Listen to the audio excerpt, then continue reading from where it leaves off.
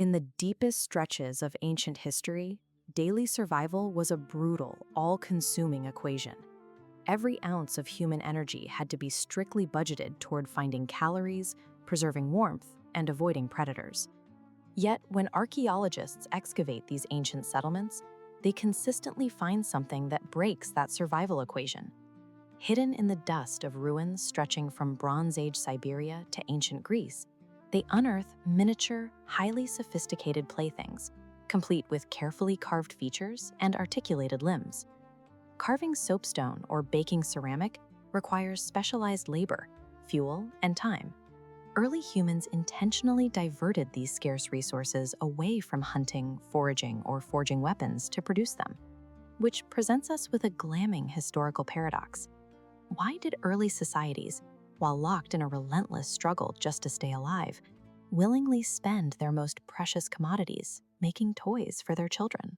Finding the logic behind this investment requires looking past the objects themselves and into the specific physical impact they had on the developing human brain. Human childhood is unusually long compared to other mammals, serving a very specific biological purpose. In the first few years of life, the vast majority of the brain's foundational architecture is rapidly assembled. To drive this massive construction project, the brain relies on physical play. When a child manipulates an object, the physical movement actively triggers the transcription of brain-derived neurotrophic factor, or BDNF. This acts as a biological fertilizer, flooding the amygdala and prefrontal cortex. This chemical surge causes a highly specific physical reaction. The brain actually structurally prunes the dendritic branches in the medial prefrontal cortex, cutting away the excess tangle of neural pathways. This deliberate trimming down is an optimization process. It makes the neural pathways faster and incredibly efficient, resulting in an adult brain highly capable of adapting to unpredictable environments and complex social hierarchies. We know this because mammals subjected to severe play deprivation display catastrophic deficits. Without physical play, they struggle to regulate their emotions and fail to adjust their behavior when faced with novel challenges. The emotion we call fun is an evolutionary mechanism. It is a biological drive designed to force juvenile mammals to repetitively perform the exact physical actions required to wire their brains for survival. Because humans undergo this extended period of neuroplasticity, we need physical tools to translate that biological urge into tangible learning. We see the earliest mass production of these tools in the Indus Valley Civilization, dating back thousands of years. Within their highly organized, brick-laid cities, excavators have unearthed vast quantities of miniature, standardized terracotta carts. These carts utilized a system of detachable solid wheels and wooden axles. By assembling and pushing these heavy clay vehicles, ancient children were absorbing intuitive lessons in rotational motion, friction, and load-bearing capacity long before they ever drove a real agricultural cart. This integration of play and physical science only scaled up over time. In the 1st century CE, the Greek mathematician Hero of Alexandria designed highly elaborate automated puppet theaters and mechanical birds. These theatrical amusements were actively powered by internal gears, pressurized air, and steam. Centuries before formal lectures on kinetic energy or thermodynamics existed, toys acted as the primary apparatus for scientific literacy. They passed down the laws of physics under the guise of theatrical entertainment. Beyond demonstrating physical momentum and gravity, toys hold immense power to shape abstract spatial reasoning. In the 1830s, the German educational theorist Friedrich Froebel formalized this concept by inventing the kindergarten. Central to his curriculum was a highly structured sequence of tactile geometric wooden shapes, known as the Froebel gifts.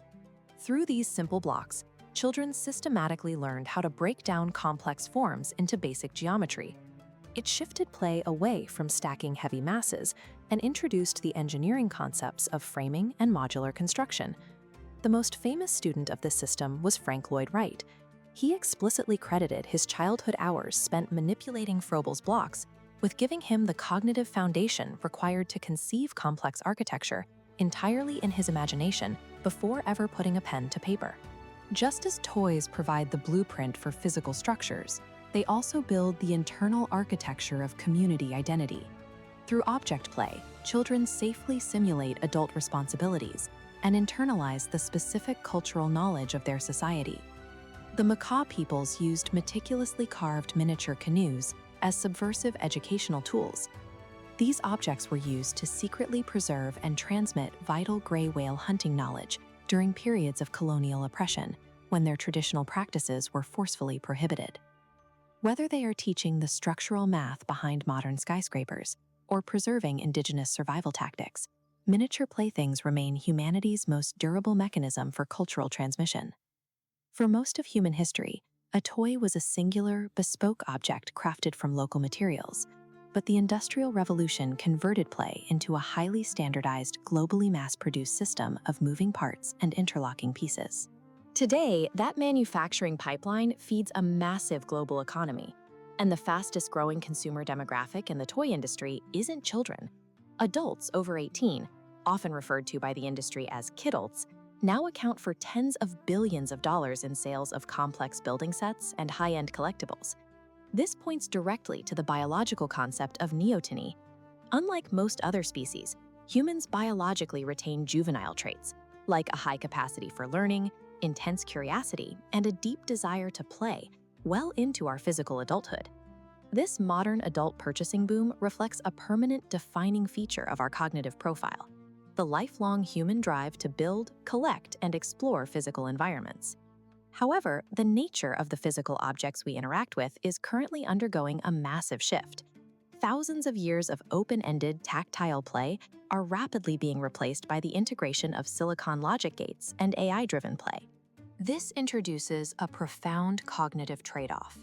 When an algorithmic toy explicitly dictates the story, smoothly completes its own programmed loops, and immediately provides the correct answer, it bypasses the friction required to learn. The child no longer has to generate the internal narrative or exert physical energy to make the object move. That friction is necessary for symbolic play. When an infant uses a wooden block and pretends it's a house, they're practicing object substitution.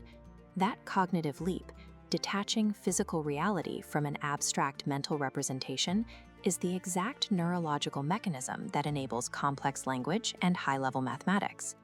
The materials we use to manufacture playthings will endlessly evolve, but our long-term cognitive survival depends entirely on protecting the raw, unstructured physical environments where the human mind first learned how to learn.